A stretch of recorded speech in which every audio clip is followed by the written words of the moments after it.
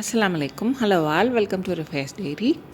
தக்காளி சட்னி, தேங்காய் சேர்க்காமல் தக்காளி சட்னி எப்படி செய்கிறதுன்னு பார்க்கலாம். நார்மலாக செய்கிற தக்காளி சட்னிலேருந்து இந்த சட்னி கொஞ்சம் டிஃப்ரெண்ட்டாக இருக்கும். டேஸ்ட்டும் ரொம்ப நல்லாயிருக்கும். எப்படி செய்கிறதுன்னு பார்க்கலாம். இது செய்கிறதுக்கு 2 பெரிய சைஸ் தக்காளி இந்த மாதிரி கட் பண்ணி எடுத்துக்கணும். ஒரு பெரிய வெங்காயம், அதையும் சின்னதாக கட் பண்ணிக்கோங்க.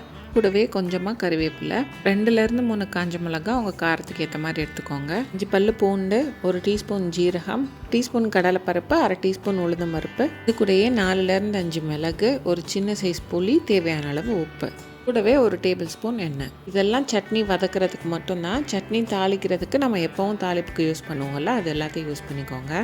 ஒரு பாத்திரத்தில் நம்ம எடுத்துருக்க 1 டேபிள் ஸ்பூன் எண்ணெயை சேர்த்துட்டு இது கூடயே ஜீரகம், கடலைப்பருப்பு, உளுந்தம் பருப்பு, காஞ்ச மிளகா, எடுத்திருக்க பூண்டு, இது எல்லாத்தையும் சேர்த்து முதல்ல நல்லா வதக்கிக்கணும்.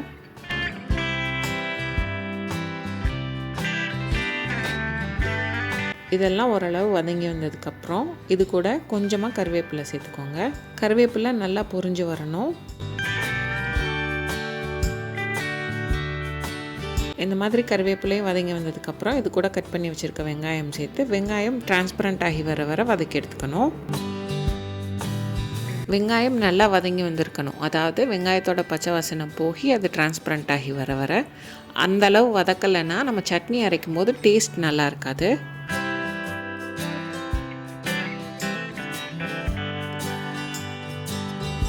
இந்த மாதிரி வெங்காயம் வதங்கி வந்ததுக்கப்புறம் இது கூட நம்ம கட் பண்ணி வச்சுருக்க தக்காளி எல்லாத்தையும் சேர்த்துக்கணும்.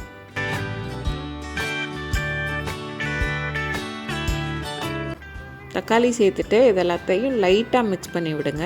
ஏன்னா நம்ம மூடி வச்சு வேக வைக்க போகிறோம். அப்போ தக்காளி சீக்கிரமாக மசிச்சு வந்துடும். தக்காளி ஒரு தடவை மிக்ஸ் பண்ணிவிட்டு இது கூடயே நம்ம எடுத்து வச்சுருக்க உப்பையும் சேர்த்துட்டு இதை நல்லா கலந்து விட்டுக்கணும். இப்போ இதை மூடி வச்சு ஒரு 5 நிமிஷத்துக்கு அப்படியே நல்லா வேக வச்சிட்டோன்னா தக்காளி இந்த மாதிரி நல்லா மசிஞ்சு வந்துடும்.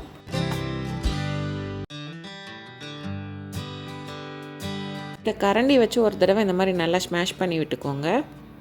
இந்த மாதிரி ஸ்மாஷ் பண்ணதுக்கப்புறம் ஒரு தடவை நல்லா மிக்ஸ் பண்ணிவிட்டு இதை கம்ப்ளீட்டாக ஆற வச்சுட்டு ஒரு மிக்சர் ஜாரில் சேர்த்து அரைச்சி எடுத்துக்கணும். நல்லா ஆறினதுக்கப்புறம் தான் சேர்த்து அரைக்கணும். அப்படி இல்லைன்னா சட்னியோட டேஸ்ட் அவ்வளோவா நல்லா இருக்காது.